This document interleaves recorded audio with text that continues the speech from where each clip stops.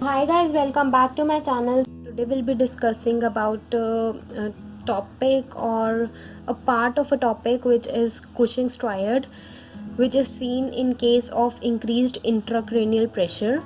And do not confuse it with the Cushing's disease or the Cushing syndrome. It is something very different.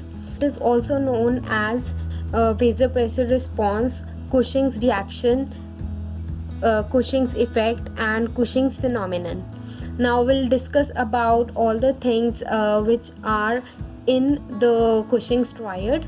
So let's just jump into it. These are the three things, as the name suggests, triad. These are the three things which are present in the Cushing's triad when the ICP of the patient is increased. So let's just talk about it one by one. So let's just talk about the systolic BP.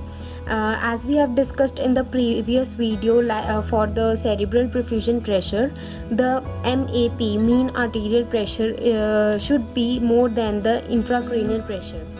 So as we have discussed earlier in the video, that ICP is inversely proportional to CPP, so the mean arterial pressure increases in response. Why? Because if the ICP increases, the CCP decreases, the cerebral perfusion pressure decreases. So in order to provide adequate perfusion to the brain cells, to the cerebrum, the MAP, that is the mean arterial pressure, increases.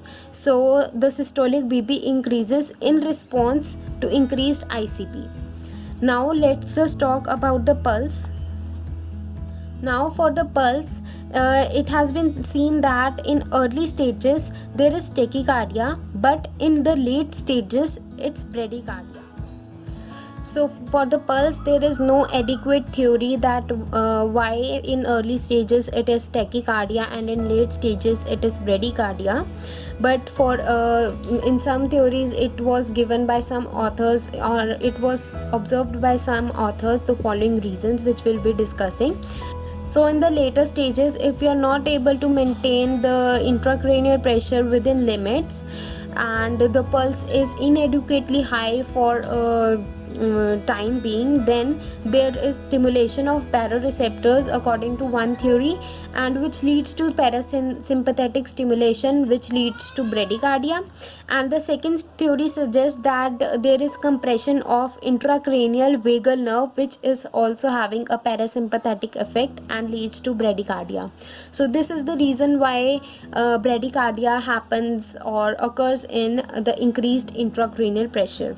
So now, talking about the respirations, the explanation for the respiration to be irregular, shallow breathing with occasional apnea is that once the ICP increases, it has a lot of pressure on the brain and the brain tissues, which leads to compression of medulla oblongata, and which further leads to this all that irregular shallow breathing with occasional apnea.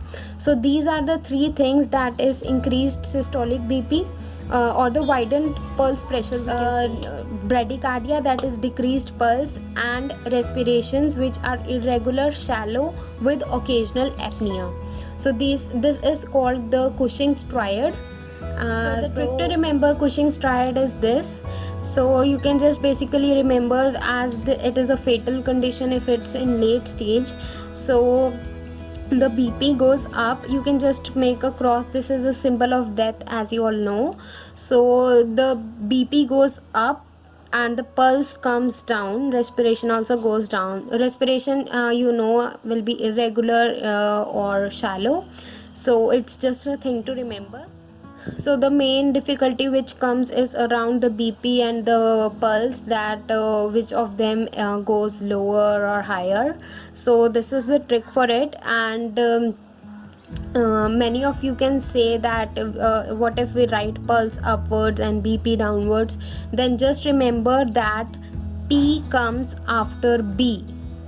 So first you write the B, that is the blood pressure, and then you write the pulse, that is the heart rate. That's all for today, and thank you for watching my video. Please like, share and subscribe to my channel, and comment down below the topics you want me to make for you and the tricks you want for any topic.